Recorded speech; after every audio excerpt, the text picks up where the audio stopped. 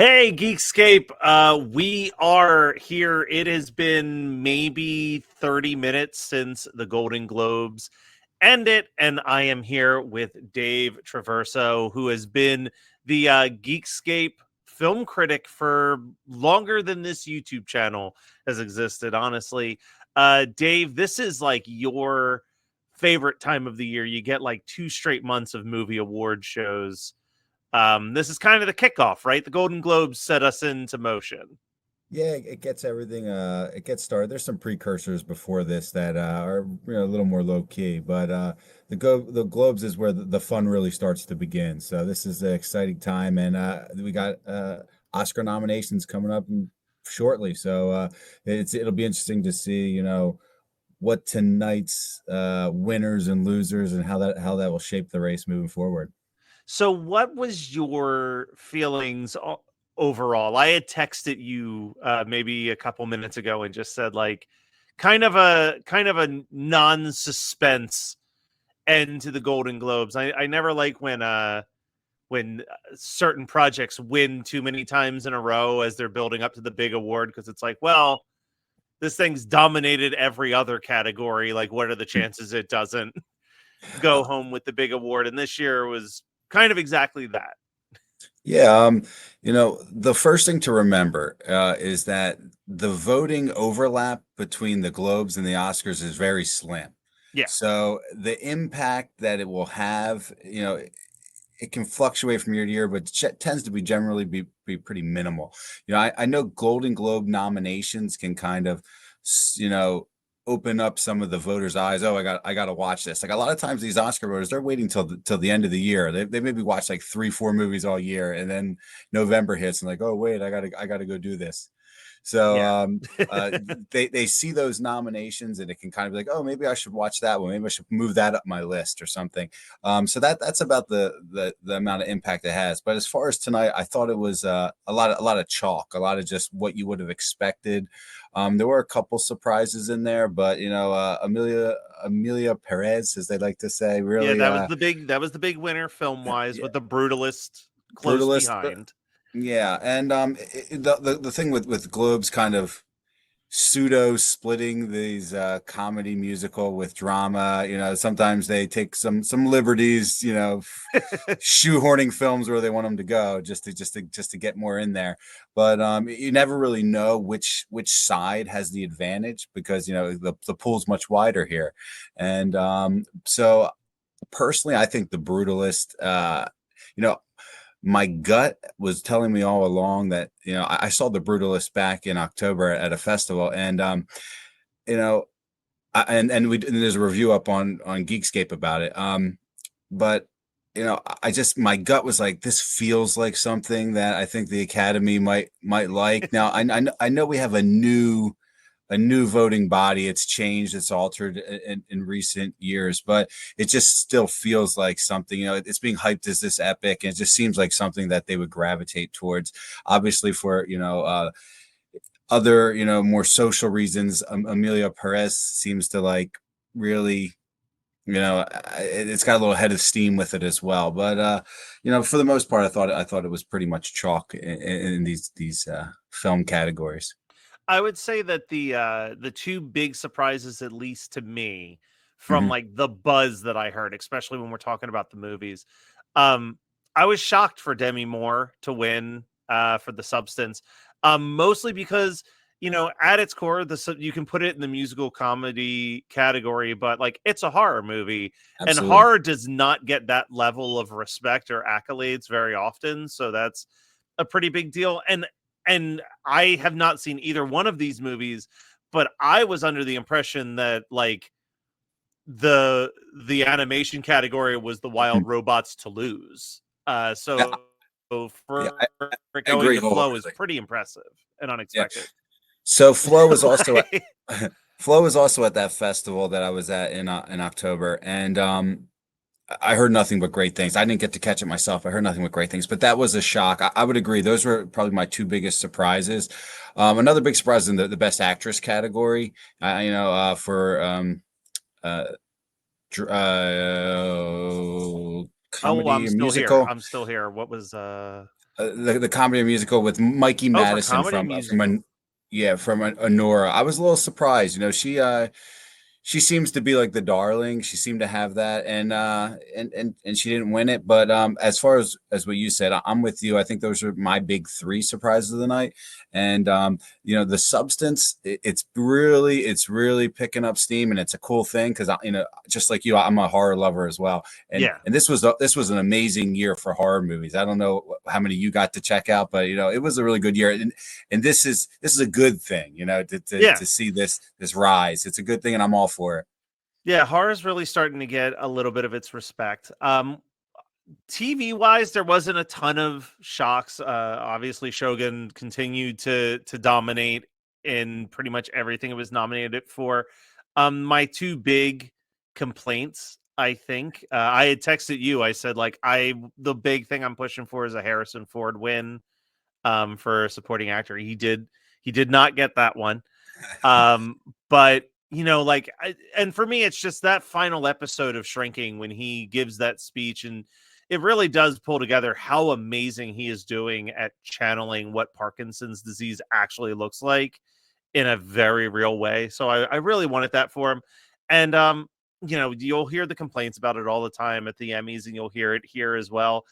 Uh, Jeremy Allen White winning for Best Actor in a Comedy for The Bear, um, arguably the least comedic performance in television this year. Just kind of, and that's just like being nitpicky. That's just Yeah. why is this in this category? But That's the Globes being the Globes. yeah, like I wanted that to me. I would have loved to see Ted Danson walk away with that. He was incredible on Man on the Mhm. Inside this year. But the big winners, like we said, Shogun 4 wins on TV, Amelia Perez 4 wins for movies. Also that we didn't mention, we brought up The Brutalist, Baby Reindeer and Hacks, the only other two things that had some multiple wins. Yep. Kind of favorites going into this. I think people kind of felt like, as far as the limited series, it really was Baby Reindeers to lose in any of the categories that they were nominated for.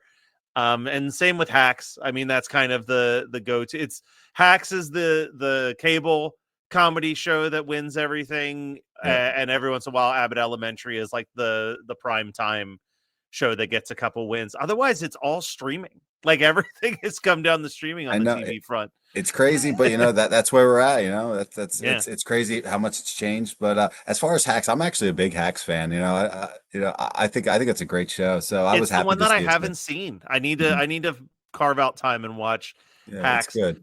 What do you think, real quick, are the things that people are going to be talking about this morning when they wake up and they're reading up about the Golden Globes and talking to people about the Golden Globes? I had two things that kind of jumped out at me, but I'm curious what you were feeling So watching it. personally, I thought Nikki Glaser did a great job hosting too. I thought she was Killed it. funny and on point. I thought she was great. So Fantastic. I'm sure there'll be lots of praise for her, and it's well deserved. Her Um, coming back from the commercial immediately after the stand-up comedy award and introducing herself as yeah, award-losing Nikki Glaser yeah, was it was great. It's like good. On that's point. top tier. Um, I also liked the Canadians as well. Was a funny moment for me when Seth Rogen and Catherine O'Hara came out and that did their little thing. It generated some laughs for me for sure. I literally that was the thing I wrote down, and I felt like, and I'm very curious to find out because they're both obviously very trained in improv. So much of that felt off the script and off the cuff in the moment, like they were feeding off of each other. And I think that's why it was the funniest bit in the whole show, is that it felt way more real. Um, Absolutely. Equally Uh, funny, honestly, was when Demi Moore legitimately like had a flub where she didn't realize they were done reading the categories and she was talking to someone behind her. yeah. Um, this You've probably watched the show more than I have.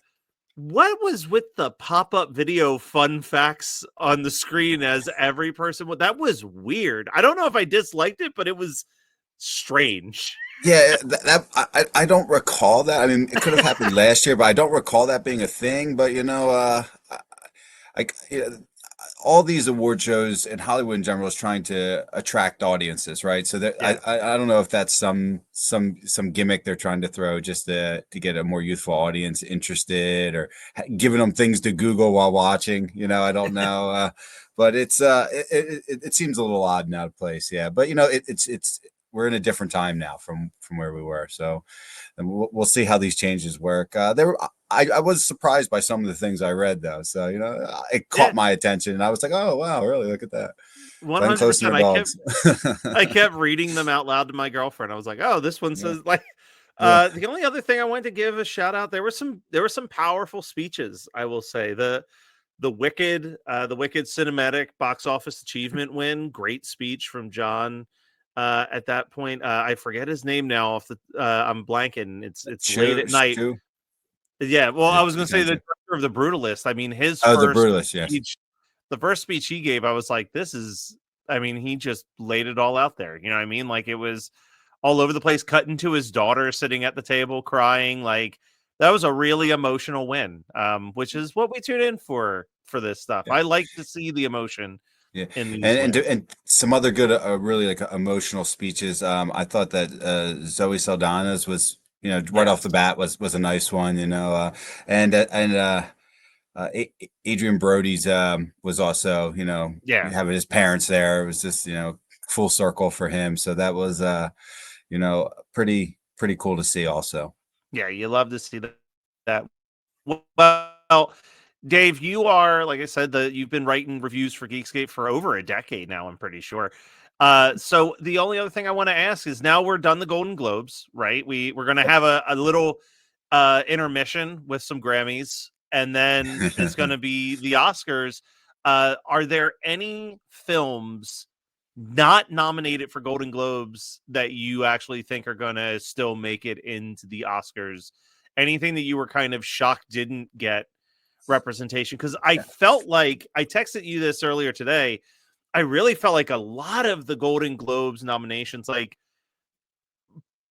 usually when you're like somewhat finger on the pulse, you're hearing that buzz and that talk about these different films and people really there was a lot of movies that got nominated that I feel like I had heard almost no buzz until it got nominated for a I Golden Globe. Yeah, just in terms of best picture, I'd be surprised if anything that wasn't nominated in either of the drama or comedy musical gets in there. That seems like it would be tough. Wild Robot was one that was discussed maybe getting in there as an Yeah. animated feature. Sometimes they get in, but you know, it would be hard. I'd be hard pressed to think of another one. Nosferatu maybe has, but like you said, we said horror's not really their thing, but it is a Yeah. beautifully shot film, and it's very well made. So, but I would be surprised if that snuck in. But that All would right. probably be my Wild Robot and Nosferatu, my two to look out for in the best picture that could surprise, but I don't think it's pretty likely at all.